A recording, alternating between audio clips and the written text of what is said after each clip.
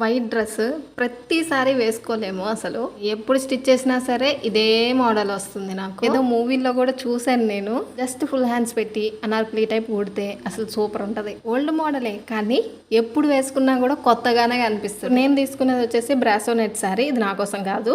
5 metres వరకు ఉంటది. మీషోలో చాలా తక్కువ ప్రైస్ కే వస్తుంది. ఇది బయట ఇలాంటి నెట్ తీసుకోవాలంటే మీటర్ 100 వరకు ఉండొచ్చు. ఇది స్టిచ్ చేసిన తర్వాత అబ్బా నాకు కూడా ఒక డ్రెస్ ఉంటే బాగుండేది వైట్ అనిపించింది. నేను కూడా తీసుకుంటా తర్వాత. అయితే ఈ బ్రాసో నెట్ కి లైనింగ్ వేయడమే పెద్ద టాస్క్. వైట్ కాబట్టి సాటిన్ లైనింగ్ అవసరం లేదు. మీలో ఎవరైనా తీసుకునే పని అయితే కుదిరితే క్రేప్ లైనింగ్ తీసుకోండి. స్కిన్ కూడా కనబడకుండా ఉంటది.